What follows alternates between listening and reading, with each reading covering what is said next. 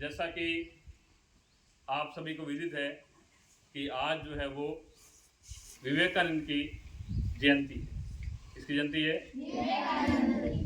विवेकानंद का जो जन्म है वो 12 जनवरी 1863 में कलकत्ता में हुआ।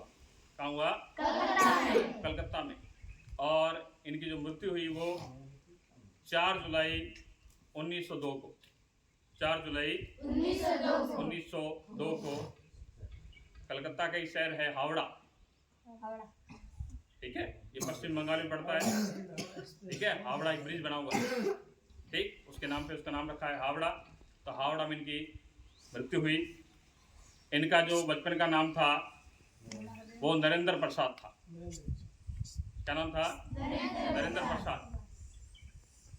बचपन से ही ये कुशाग्र बुद्धि के थे, इतने होशियार थे कि टीचर कोई क्वेश्चन करता उससे पहले उसका ये आंसर दे देते थे।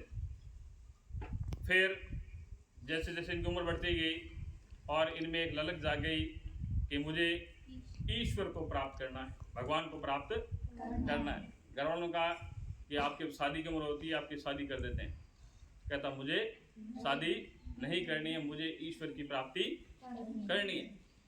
उस दौरान उन्हें एक गुरु मिलते हैं, रामकृष्ण परमहंस, जो कि इन्हें स्वामी की उपाधि देते हैं। फिर इनका नाम स्वामी विवेकानंद हो जाता है। उससे पहले नाम इनका क्या था? नरेंद्र दास। लेकिन बाद इनका नाम स्वामी विवेकानंद हो जाता है। फिर इन्होंने पूरे भारत की यात्रा की, और लोगों को धर्म के बारे में, सनातन धर्म के बारे में लोगों को पाठ पढ़ाया। उस टाइम क्या था कि जो पश्चिम जो देश हैं, जैसे अमेरिका जैसे जो देश हैं, वो भारत को असभ्य मानते थे। कि भारत असभ्य देश है, वहाँ के लोग संस्कारवान नहीं हैं। तो 1893 के अंदर अमेरिका के शिकागो शहर के अंदर एक सम्मेलन था, और उस सम्मेलन में इन्हें निमंत्रण भेजा गया। वहाँ पर बतौर ये भारत की ओर से इन्होंने वहाँ पर प्रतिनिधित्व किया, जिसके जब वो वहाँ पहुँचे तो उनका जो पहला संबोधन था विवेकानंद का, वो क्या संबोधन था कि मेरे प्यारे भाई और बहनों। तो 2 मिनट तक उस संसद के अंदर, उस पार्लियामेंट के अंदर तालियां बजती रही।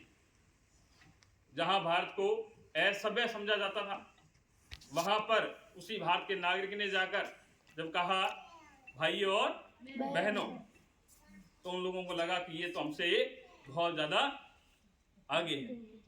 उसके बाद से जो भारत की संस्कृति है वो अपना अलग एक लोहा मनवाती रही। आज जो भारत की संस्कृति है वो पूरे वर्ल्ड के अंदर जानी जाती है। यहाँ की वेशभूषा, यहाँ का खान पान, यहाँ का रहन सहन, यहाँ की बोली भाषा, सारी की सारी जो चीजें हैं वो आज हमारे वर्ल्ड फेमस पूरे विश्व में विख्यात हो गई हैं। और धर्म का प्रचार करने के लिए विवेकानंद जी ने लगातार भारत में ये घूमते रहे और लोगों को सनातन धर्म के बारे में ये पाठ पढ़ाते रहे। तो इनसे हमें सीखना चाहिए। इन्होंने स्लोगन में लिखा, उठो जागो और तब तक मत रुको जब तक कि हमें लक्ष्य की प्राप्ति नहीं हो जाए। मतलब हमें रुकना नहीं है, लगातार प्रयास करते रहना चाहिए, कुछ न कुछ सीखते रहना चाहिए ताकि हम जीवन में आगे बढ़ सके। दूसरा इन्होंने कहा, विनम्र रहो, सहनशील बनो और शक्तिशाली बनो। क्या कहा? विनम्र रहो, हमेशा नर्म रहना चाहिए इंसान को। दूसरा, सहनशील होना चाहिए, सहन करने की क्षमता होनी चाहिए। कोई कुछ कह दे तो भी हमें सहन करने की शक्ति होनी चाहिए। और दूसरा, इंसान कैसा होना चाहिए? शक्तिशाली। शक्तिशाली का भाव वो नहीं है कि बॉडी बिल्डर होना चाहिए, वो शक्तिशाली स्वभाव नहीं है। इंसान को जो मन है वो कंट्रोल में होना चाहिए, वश में होना चाहिए। तो ये विवेकानंद जी ने कहा। और आज जो ये कैरियर डे है, ये हमारे पूरे भारत के अंदर इस दिवस को कैरियर डे के रूप में मनाया जाता है और इस दिन को राष्ट्रीय युवा दिवस भी कहा जाता है। और ये हर वर्ष 12 जनवरी को मनाया जाता है। इस साल का जो राष्ट्रीय युवा दिवस है वो महाराष्ट्र के नासिक शहर में मनाया जा रहा है।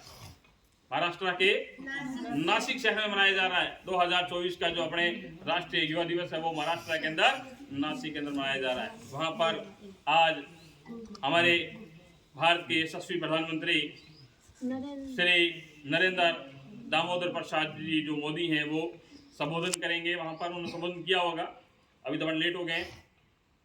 उन्होंने बच्चों को, जो युवा वर्ग है उसको कैरियर से संबंधित जानकारी उपलब्ध करवाई गई उनको। और आज हमारे भारत के जितने भी स्कूल हैं, जितने भी कॉलेजेस हैं, जितने भी डिग्री कॉलेजेस हैं, जितने भी IIT कॉलेज हैं, वहाँ पर बच्चों को दूर दराज से जो प्रोफेसर होते हैं बड़ी बड़ी यूनिवर्सिटी के, उनको बुलाया जाता है। बच्चों को उनके कैरियर से संबंधित जानकारी दी जाती है। बच्चा 9th 10th कर लेता है, फिर उसको पता नहीं चलता कि मुझे 11वीं 12वीं में क्या सब्जेक्ट लेना है, मुझे क्या पढ़ना चाहिए। तो उसके संबंध में जानकारी उपलब्ध करवाई जाती है।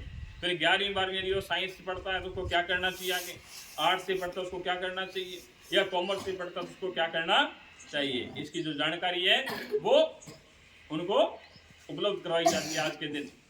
और ये वेब कैमराज के माध्यम से, आजकल अपना ऑनलाइन काम है, यूट्यूब के माध्यम से जानकारी उपलब्ध करवाई जाती है। और आज अपने चित्रवाणी के अंदर भी एक बहुत बड़ा कैरियर जो है वो वहाँ पर डे मनाया जा रहा है। संघवी लहरी देवी लाद मस्जिद मरडिया राजकीय उच्च माध्यमिक विद्यालय चित्रवाड़ा के अंदर, तो वहाँ भी बाहर से जो है लोग बाग आए हैं। राइट, धन्यवाद।